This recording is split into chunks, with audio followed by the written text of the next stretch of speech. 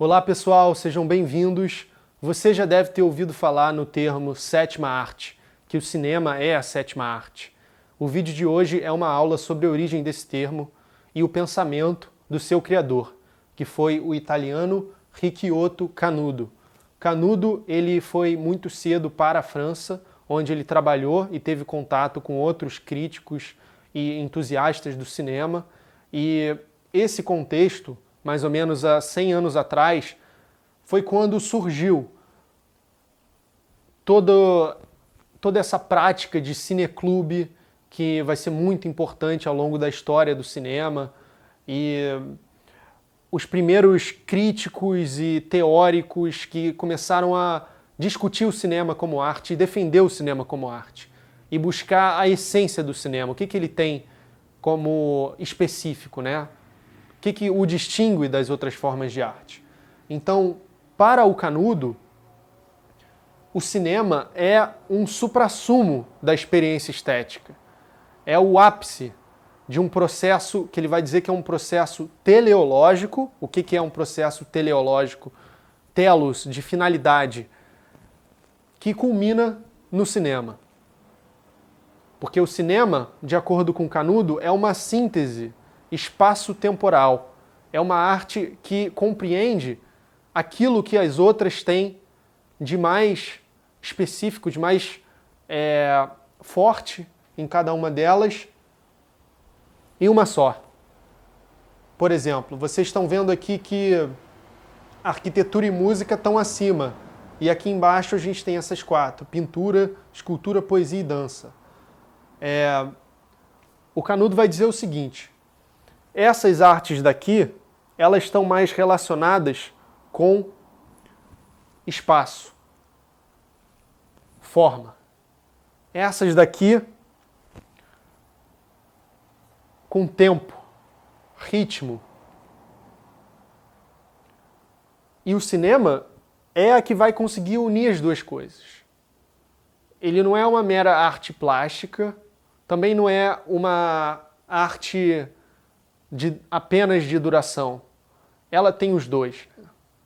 Então, eu acho que a gente pode ler um pouco de como que o Ismail Xavier entende o pensamento do Canudo. Eu separei aqui algumas citações do livro Sétima Arte, um culto moderno, um excelente livro do Ismail Xavier. Recomendo para todo mundo que esteja estudando cinema, para fazer filmes, para escrever críticas, e, enfim, qualquer coisa relacionada ao cinema. Eu acho que é uma excelente leitura, né? Como, em geral, são os trabalhos do Ismail. Vamos ver o que ele diz sobre o trabalho do Canudo, né? Um dos principais esforços de Canudo é o de justificar essa enumeração na ordem estética, procurando esclarecer como o cinema estaria entrando no mundo das artes. Para fazê-lo, monta um quadro evolutivo desse mundo, cuja característica fundamental é a presença, desde os primeiros tempos, de um processo teleológico orientado em direção ao cinema. A emergência do novo recurso de expressão baseado na técnica cinematográfica, como coroamento desse processo, permite a percepção clara, retrospectiva, do desenvolvimento anterior de todos os recursos expressivos. Então ele está olhando para trás, né? Ele está, no cinema, percebendo um processo que foi o que permitiu a chegada até ali, né? E é importante esclarecer que ele está falando num período de muito entusiasmo com relação ao futuro. Muita gente associa o Canudo aos futuristas, que falavam dessa nova arte como se fosse uma coisa completamente nova, separada da tradição, que não precisa da tradição, que deve criar seus próprios caminhos. E esse pessoal vai endossar essa ideia. Mas é importante diferenciar o Canudo e separá-lo de outros pensadores futuristas da Itália, que, como o Ismail aponta aqui nesse livro, falavam sobre o cinema com entusiasmo, mas também com injunções ideológicas de superioridade racial, de apologia da guerra. O Canudo não. E o Canudo, ele vai ser uma influência importante para esses teóricos franceses que vão buscar a essência do cinema, que vão falar de fotogenia, um termo que o próprio Canudo definiu também, né? E claro, cada um deles vai entender a sua maneira, né? Por exemplo, como aquele aspecto poético de determinado objeto que somente o cinema é capaz de revelar, né? E tem muito essa ideia presente aqui, né? De que o cinema, ele é a arte que desnuda a realidade pra gente, né? Que tem um quê a mais que somente com ele a gente pode perceber. E então o pensamento do Canudo, assim como esse, já vão situar mais ou menos essa discussão e essa defesa do cinema como forma de arte, que vai inevitavelmente separar a tradição e criticar a presença do teatro no cinema, por exemplo. O quanto o cinema europeu desse período, colocando atores de teatro, estava dependente de outras formas de arte, que eles vão ver como um parasitismo. E, não à toa, eles vão elogiar o cinema americano desse período, né?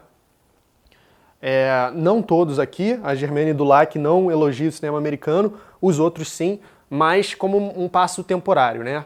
Porque o Canudo vai dizer que os americanos, eles só conseguiram fazer isso porque fazer esse cinema interessante, narrativo, que estava sendo criado ali, ao passo que o europeu estava muito estagnado, dependente da sua tradição cultural, porque os americanos eles não têm essa tradição estética. E o Ismail põe aqui uma citação do Canudo sobre isso. Ó. Isso é o próprio Canudo falando, tá? O fato é que os americanos, raça mesclada, raça sem raça, produto humano, por mais que a este se admire, mais do que raça humana, por mais que a esta se deteste, não têm tradições intelectuais. Não se embaraçam em nenhum entrave cultural. Nasceram esteticamente com a arte da tela, como o velho mundo nasceu com a arte dos sons, ou das cores, ou da pedra. Eles não têm nada a esquecer. Por isso que os filmes, por exemplo, do D.W. Griffith, que foi o principal diretor americano desse período, eles impactaram tanto o mundo com a sua potência, com a sua nova linguagem, né? Que estava ditando os termos do cinema narrativo, que é seguido, sobretudo, em Hollywood até hoje. A fusão de inspirações diversas é nítida no pensamento de Canudo, compondo um mosaico no qual é particularmente notável o que grosseiramente poderia ser apontado como leitura futurista de formulações cuja origem pode ser Nietzsche ou Bergson, conforme o caso. Elementos como elan vital, o primado do movimento, o culto da energia, sofrem um processo de mecanização. A técnica assume o papel de Dioniso. E o esquecimento de si, o gozo estético, a presença de um modelo de arte em que a tendência é destacar a experiência sensorial como expressão de um desejo de onipotência, de comunhão com o transcendente ou da posse do sentido da vida, ganham um toque futurista. É exaltada a essência íntima do cinema como espetáculo síntese dessa mitologia, como grande comunhão coletiva em torno de uma figuração sensual. O cinema é comparado à tragédia grega e à catedral medieval, como lugar da comunhão dos homens na mesma fé traduzida em espetáculo. Tem uma animização da natureza e dos objetos no cinema.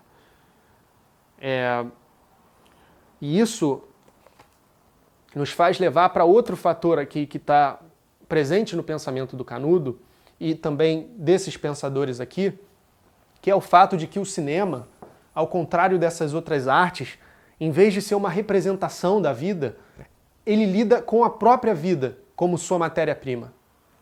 Você pode estar se perguntando por que o teatro não está aqui, né? Como eu disse, esse pessoal ele tinha um pé atrás com o teatro, porque o teatro é o velho, né? É a tradição estagnada, a gente está preocupado com o novo, com a arte do futuro, né? A arte da imagem em movimento. E o teatro ele pode ser encontrado no terreno dessas artes aqui, né? Como uma mistura dessas aqui.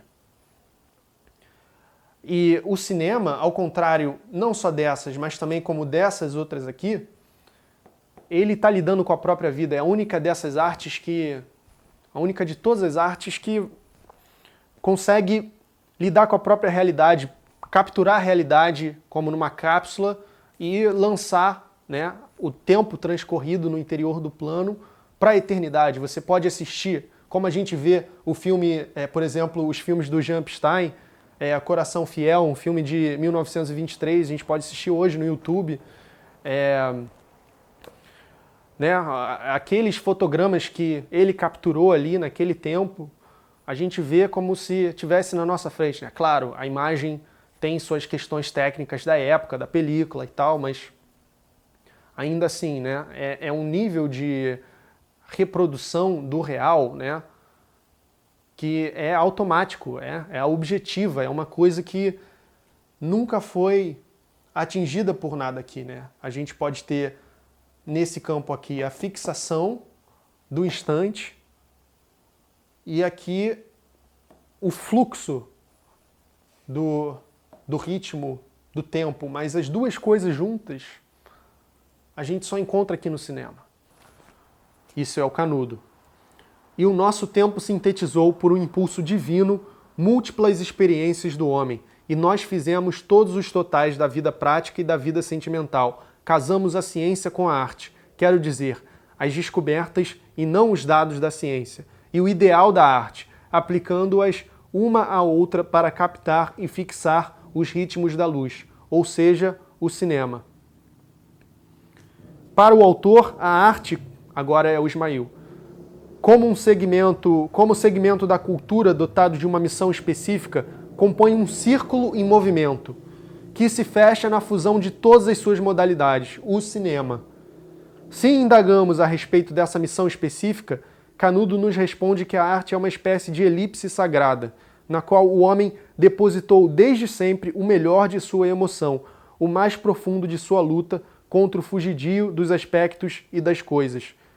Ele nos diz ainda que a experiência estética, como complemento da vida, tem enriquecido sucessivas gerações, elevando-as para além das realidades efêmeras, afirmando a eternidade das coisas com as quais os seres humanos se emocionam.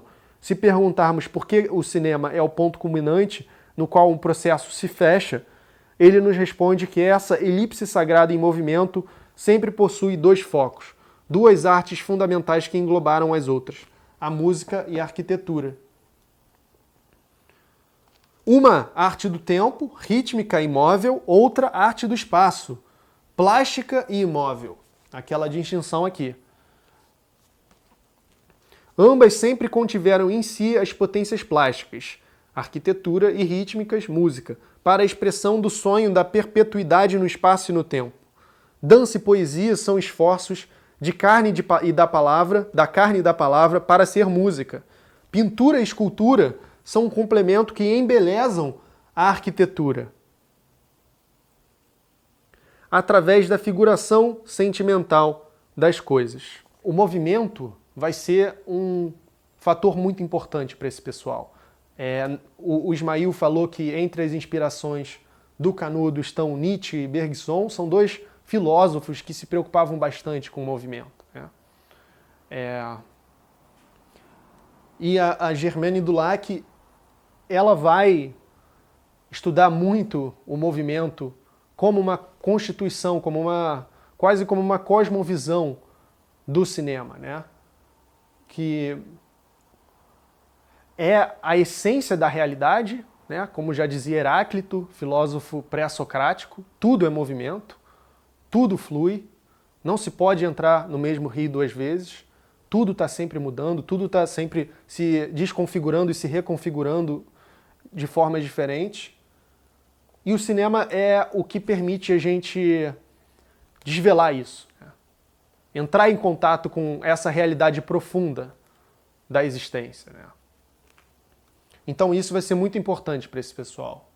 Essa questão da infância, da criança, do esquecimento, vai ser muito importante para esses teóricos, né? Porque o século XIX como um todo era um século especialmente o final do século XIX, começo do século XX, de grande entusiasmo com o futuro. A gente tem toda uma nova concepção de tempo sendo estudada, de tempo e espaço, não só na filosofia do Bergson, que vai falar muito da duração, mas também na física, né, na teoria da relatividade, as novas formas de tecnologia que estavam surgindo, essa vida urbana cada vez mais acelerada. Então, isso tudo estava muito presente, né, no imaginário das pessoas. E o cinema veio no momento como a grande experiência estética desse tempo, né, que eles estavam tentando defender como uma forma de arte. Então, só para concluir, aqui do outro lado estão todas as artes fora do triângulo, né, da hierarquia, na numeração do Canudo. E esse manifesto das 7 artes e a estética da 7ª arte, que é onde ele vai lançar essa ideia, ele foi primeiro escrito em 1911, quando o cinema estava sendo proposto, né, era um outro texto, onde o cinema estava sendo proposto como a 6ª arte. E aí depois a dança foi incluída e o cinema virou, né, nesse texto com esse nome aqui, de a 7ª arte. E ele teve como inspiração a hierarquia do Hegel, né? Quando o Hegel fala de estética, ele também tem uma hierarquia das artes, como outros filósofos têm. E, é claro, o Hegel não conheceu o cinema e tal, então é isso. E aí o Canudo, ele foi quem lançou essa ideia. Muito obrigado por assistir, aproveite para comentar suas dúvidas, inscreva-se no canal, curta o vídeo para que outras pessoas pesquisando esse assunto também possam ter acesso a ele. Até a próxima!